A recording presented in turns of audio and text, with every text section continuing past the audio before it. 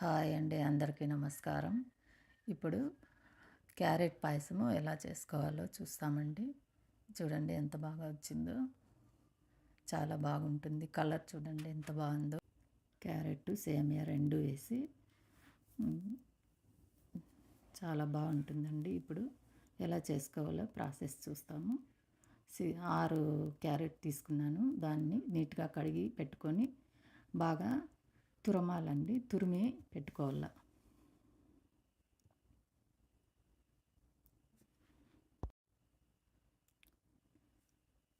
తురిమి పెట్టుకున్నాక 2 కప్పులు వచ్చిందండి నాకు. మళ్ళీ స్టవ్ వెలిగించుకొని ప్యాన్ పెట్టుకొని అందులో ఒక 3 టేబుల్ స్పూన్ల నెయ్యి వేసి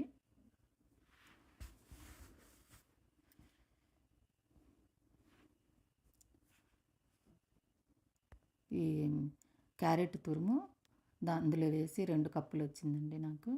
ఆ 2 కప్పులు వేసి బాగా వేయించుకోవాలి.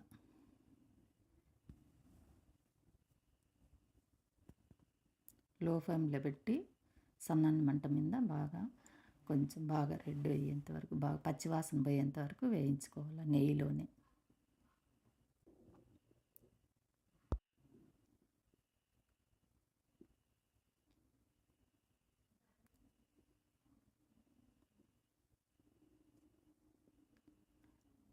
ఇప్పుడు బాగా వేగిపోయిందండి. దీన్ని తీసి పక్కన పెట్టుకోవాలి. ఇప్పుడు ఒక పాత్రలోకి పాలు 2 లీటర్స్ తీసుకొని స్టవ్ మీద పెట్టుకొని అవి సపరేట్గా కాంచుకోవాలండి. అవి కాగుతూ ఉంటాయి. ఇవన్నీ మనము దానికి ఏమేమి కావాలో అవన్నీ తయారు చేసుకోవాలా. ఇప్పుడు తీసి పక్కన పెట్టుకున్నామండి క్యారెట్ తురుము. అది బాగా వేయించి ఇప్పుడు మళ్ళా పాన్ పెట్టుకొని అందులో కొద్దిగా నెయ్యి,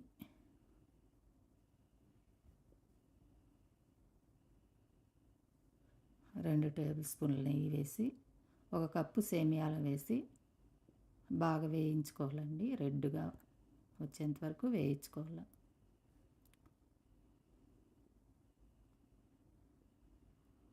అందులోనే ఒక 2 టేబుల్ స్పూన్ల రవ్వ అండి, బొంబాయి రవ్వ అంటారా దాన్ని 2 టేబుల్ స్పూన్లు వేసి అది కూడా బాగా వేయించుకోవాలి.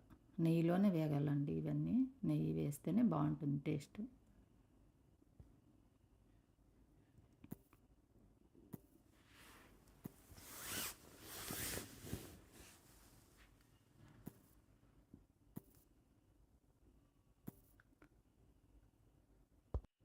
బాగా వేగాయి. ఇప్పుడు ఇవి కూడా తీసి పక్కన పెట్టుకోవాలి.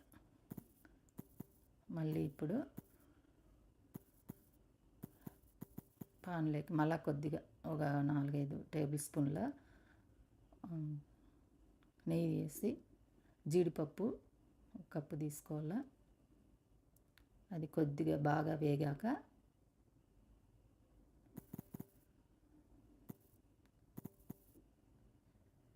బాగా రెడ్గా వేయించుకోవాలండి.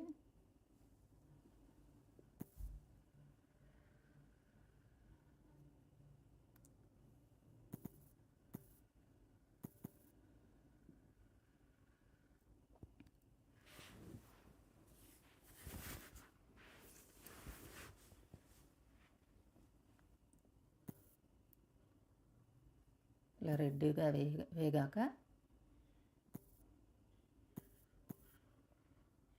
ఇందులోకి బాదం పప్పు, కట్ చేసుకొని పెట్టుకున్న బాదం పప్పు పీసులు కూడా వేసి బాగా వేయించుకోవాలి.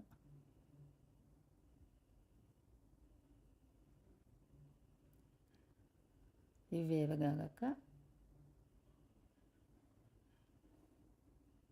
ఇది కొద్దిగా వేగాక రెడ్గా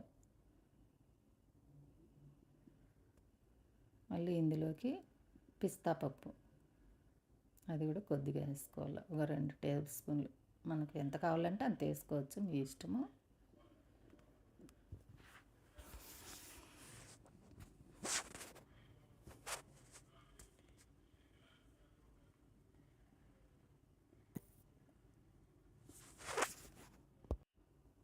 ఇది వేగాక కొద్దిగా ఒక 3 టేబుల్ స్పూన్లు ఉంటుంది అండి. అవి గుమ్మడి గింజలు అవి కూడా వేసి బాగా వేయించుకోవాలి. రెడ్గా అయ్యేంత వరకు వేయించుకోవాలి.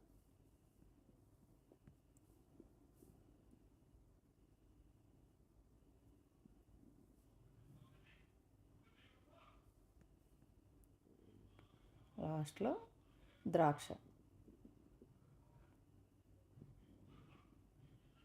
ద్రాక్ష లాస్ట్లోనే వేసి వేయించుకోవాలి, లేదంటే మాడిపోతుంది.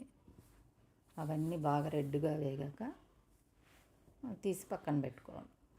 ఇవన్నీ బాగా రెడ్గా అయ్యాక తీసి పక్క పెట్టుకోవాలి. ఇప్పుడు పాలు కాగిపోయినాయండి. ఇందులోకి క్యారెట్ వేయించి పెట్టుకున్నాం కదా, క్యారెట్ వేయాలి. ఇది వేసాక మళ్ళీ వేయించుకున్న సేమియా రవ్వ అంతా వేయించుకున్నాం కదండి, అది వేసేయాలి.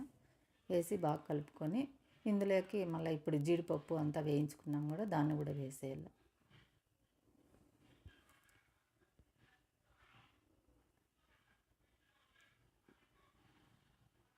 ఇప్పుడు ఇందులోకి 2 కప్పుల చక్కెర వేయాలండి, షుగరు.